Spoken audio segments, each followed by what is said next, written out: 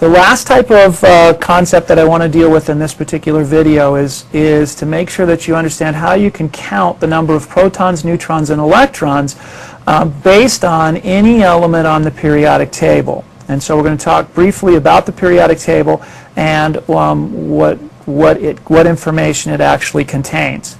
This is a periodic table I pulled off the internet, and what you'll see is a blow-up of the carbon atom, which is right here, and it sits right here. The numbers on the periodic table that are given there are associated with, there will always be a whole number. In this particular case, carbon is atom number 6. That's its atomic number. Hydrogen over here is number 1. Here's number 2, 3, 4, 5, 6, 7, 8, so on and so forth. So the orientation of the periodic table through its rows is based on what we call its atomic number. Out of your essential facts book, that atomic number basically tells you something specific about the atom. So if I'm going to talk specifically about a carbon atom with this information that's right here, the atomic number is unique. It defines what element that substance actually is. So in carbon's case, the atomic number happens to be number 6. The definition of the atomic number is that it tells you the number of protons. So the number of protons in a carbon atom is 6.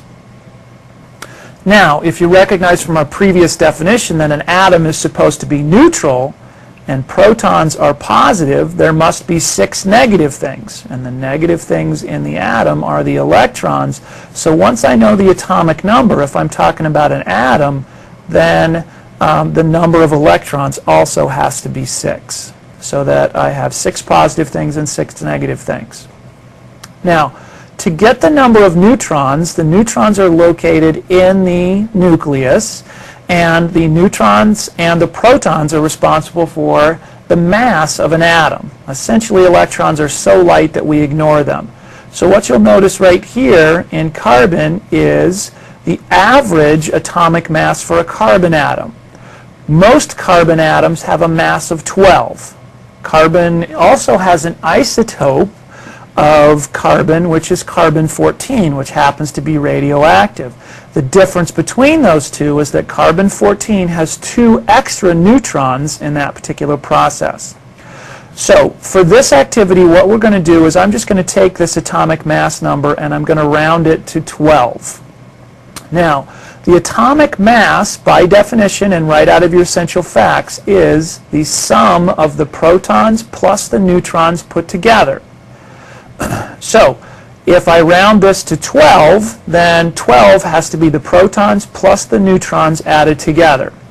So, to find the neutrons, I have to go 6 plus what is going to add up to 12. So, in this particular case, 6 plus 6 is going to add up to 12 in this particular case. If we were talking about carbon-14, then I would have 6 plus what gets me to 14. This number would therefore be 8.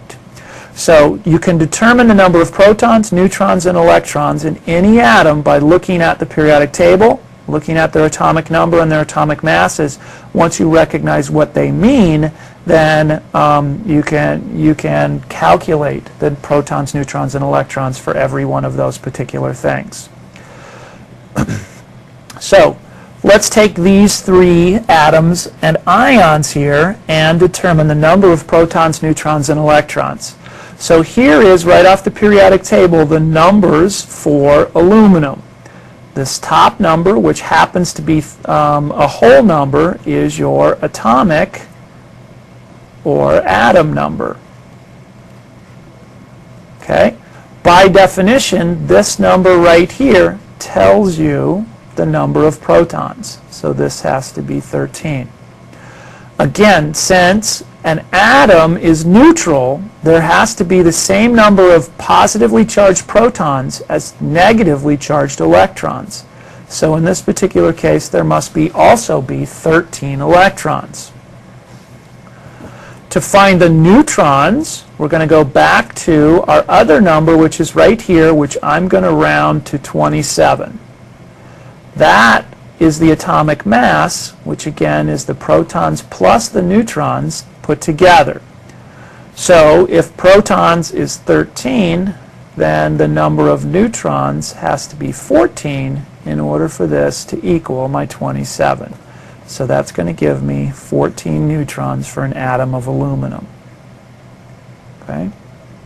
All right. Now, notice the difference in this next particular question is that we're going to deal with a sodium ion. Okay? A sodium ion, an ion means that it has a charge. And so in this particular case, we're going to talk about sodium with a +1 charge. Remember, in order to get a positive or a negative charge, it's a gaining or losing of electrons. That strong nuclear charge, which is holding the nucleus together, doesn't allow the protons or neutrons to go anywhere. So all charges are associated with the electrons. So what I'm going to do at this particular point is ignore the charge part and just treat it as if it was a sodium atom.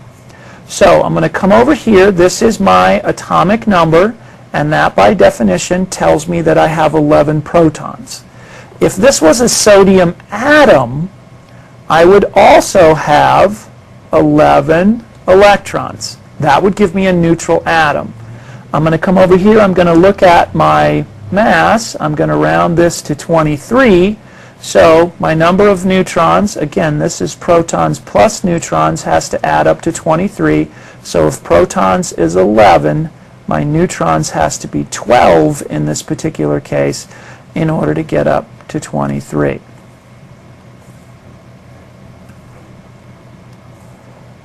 All right. So now you can see that I have 11 positive protons and 11 negative 11 negative electrons, which is why it's neutral. Now I'm going to deal with the charge, which happens to be +1. That means I have to have one more positive than negative.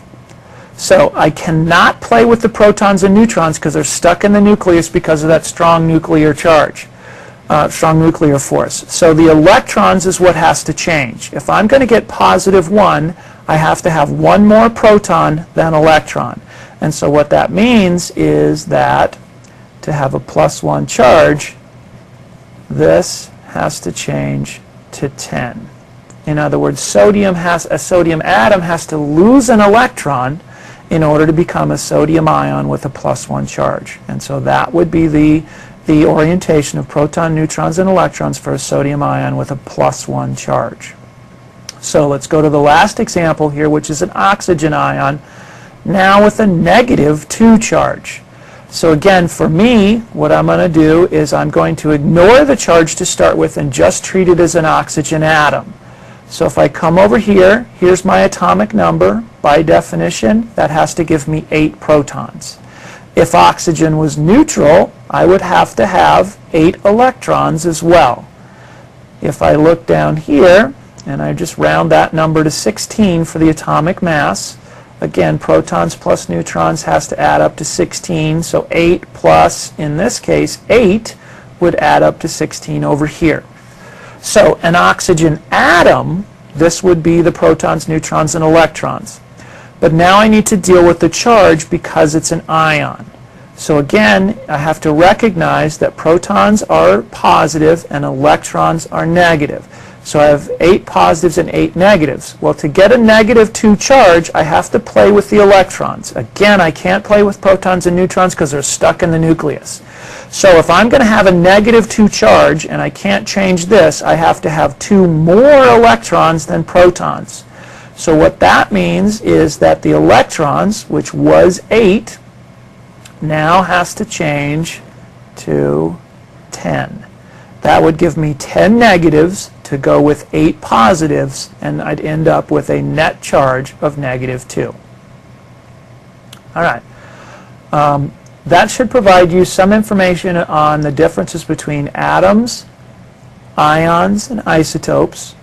Also, a brief history of how we got to where we are today, and a little bit of an explanation about how to, based on any atom off the periodic table, to identify the number of protons, neutrons, and electrons. At this point, this ends the video on this particular segment.